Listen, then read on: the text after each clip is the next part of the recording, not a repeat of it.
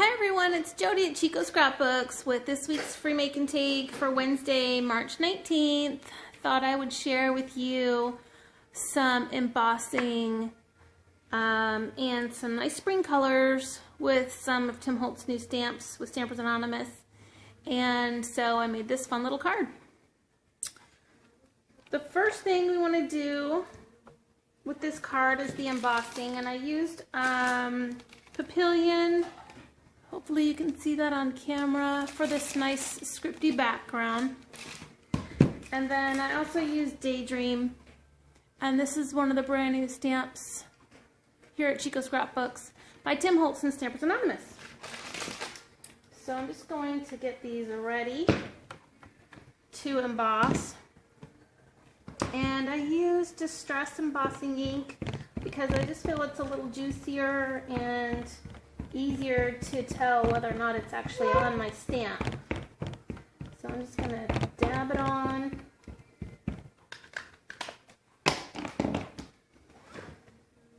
And I'm going to press it down on my card body, a little bit away from the edge, so that I can do my edge punch and still see all of my script. Really need to press down all over your stamp so that you don't get something that looks like this. This is what happens when you don't press down all the way. Part of your image might not actually go down. So be sure to press in all your little areas and then lift it off. You should be able to see a slight watermark on the paper. I'm not sure if that's really coming across on camera, but I can see that most of it, if not all of it, is actually on there this time. So that's a good thing. And we're using Tim Holtz Ranger embossing powder, lime green and tan, but for the background we're going to use the tan. And I just pour it all over. I know some people use a little Tupperware and a spoon, but I just sprinkle it on and tap it off. And then if I need more, I just kind of go over once more. Sometimes if you have a little extra, you can use a paintbrush to kind of brush away the excess. Give it a little bit of a tap. And then if you really want to make sure all your areas are covered, you can just go in and dip. So you should have something that looks like this, nice and powdery. And then we will go ahead and put the rest of our powder back in our jar. I find this to be even easier than a little Tupperware with a spoon, but that's just me. It doesn't take more than a few minutes with this heat gun to start to melt your embossing powder.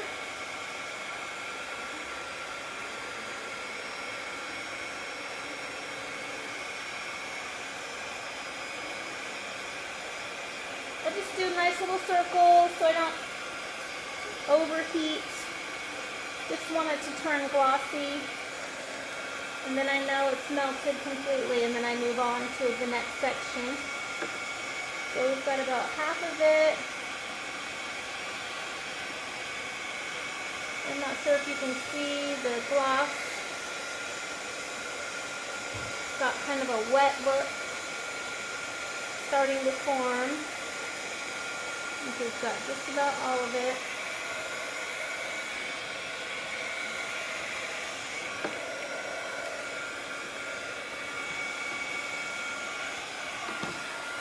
Okay. So when you're finished, you should have a nice glossy embossed raised image. So that's the background for our card. And then I'll go ahead and do the leaves.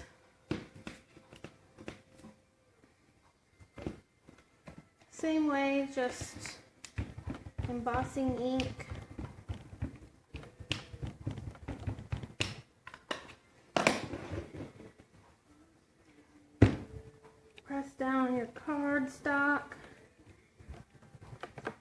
sure you get it all, especially with these detailed images. Looks like I've got it all. So with the green,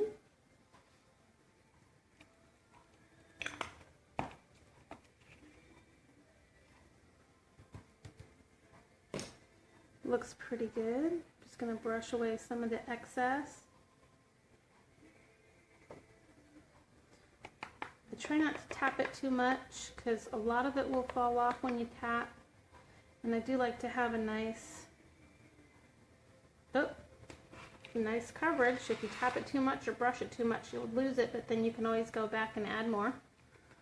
Like that. Okay, I'm going to leave well enough alone. We're going to cut those out, so I'm not going to worry too much about extra embossing powder on the edges. Just put this back in. Set that aside. Okay, so I'm going to heat set my leaves.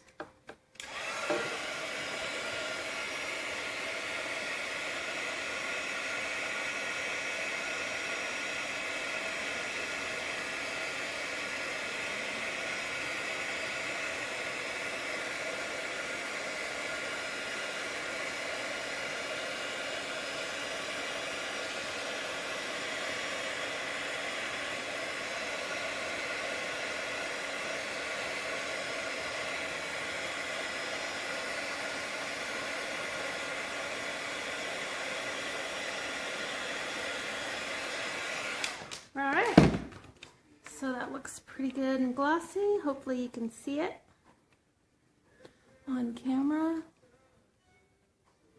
And I'll set those aside to cool. And the card is now totally dry and cool and easy to touch. So what I'm going to do is fold my card in half, score it. This edge is going to be covered with fiber, so don't worry. Some papers are friendlier with a score than others. Usually if you score on the inside, you would want to fold on the outside, but just for our purposes here to show you the rest of the card, we'll just carry on.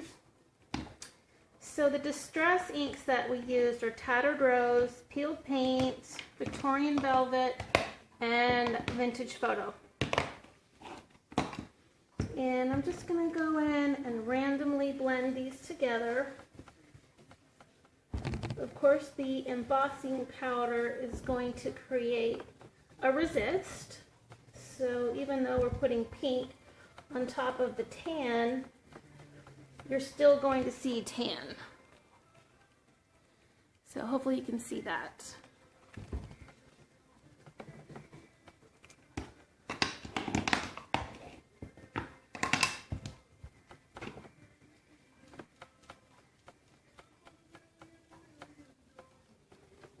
There's really no wrong way to do this. I'm just going to go in and blend randomly all these colors together.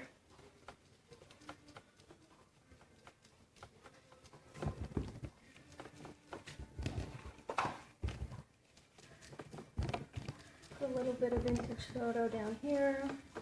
It's important to overlap when you're distress inking if you want your colors to have a nice blend.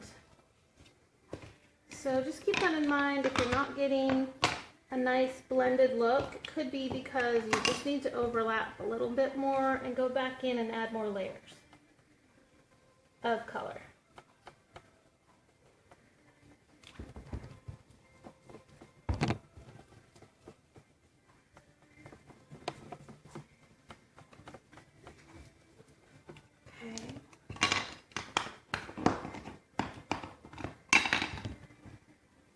A little bit more green over here on this side. Whoop. And then do a little bit more Tattered Rose.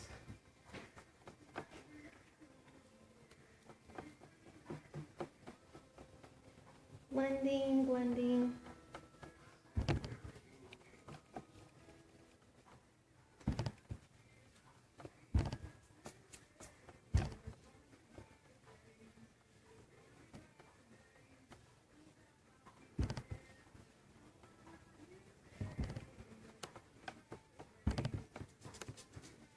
All right. So the next thing we are going to do is to cut out our leaves. Just fussy cut them out, and they don't have to be perfect. Just going to follow along the edge, and I'm going to leave a little bit of white space so that I can go in and ink the edge a little bit, just to give a little bit of dimension.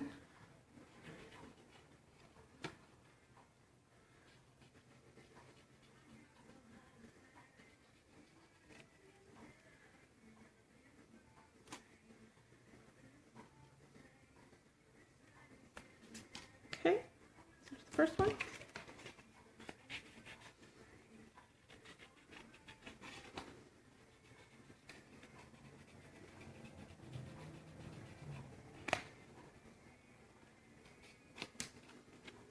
Just gonna cut right there.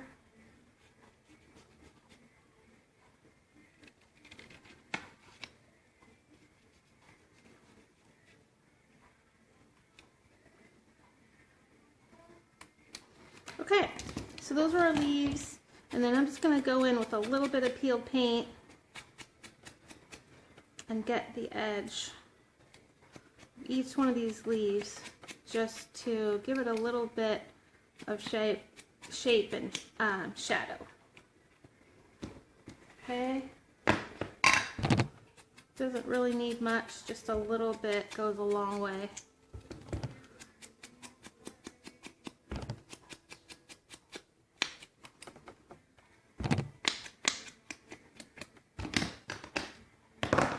Hopefully you can see the shadow on the side of the leaf.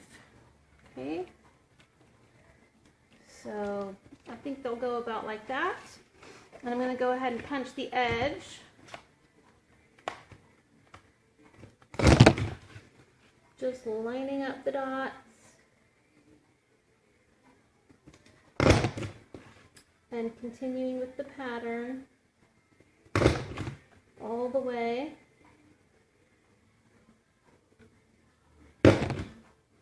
There we go. And any little sprigs that are left over, you can just trim them right off. Really pretty. Okay. So we are going to go ahead and pop dot our leaves.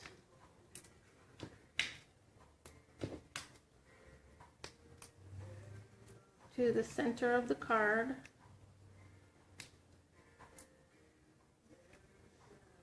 And got this one on the left. And because there's a pop dot right there, I'm not going to put a pop dot right here, because then it'll be double popped off to an angle. So I'm just going to put my pop dots around the right edge, and then it'll be nice and even. If there's any little piece that shows, you can just give it a little trim.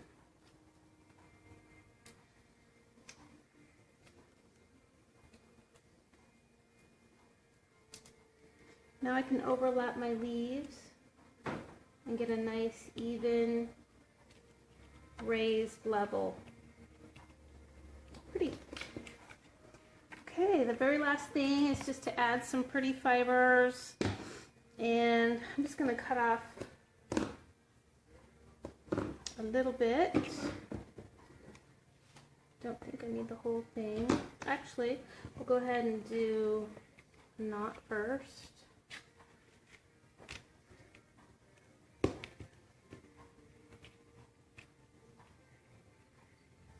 I will try to do this without the aid of a buddy. Sometimes I need a finger on that knot, but let's see if I can get it. There we go. Okay. And then with the rest, I'm just going to make a loop. And actually I'll make a little smaller of a loop. 2 and 3. And I'm just going to pretend like this wasn't even disconnected and wrap that around again. I'm going to tie that down. And with these gorgeous organic organic fibers, it really doesn't matter if it's perfect, because the fiber is so beautiful that sometimes the perfection is in the imperfection and the beauty is just in the shape. And I'll just adjust the placement. And then I can go in and trim some of these little tails. And I think I'll leave that one. I hope you guys enjoyed the make and take this week. If you get a chance, please come by the shop on a Wednesday. And if not, you can find our videos on Facebook and YouTube. Please leave a comment if you enjoyed it. Hope to see you guys soon. Thanks so much and have a great day.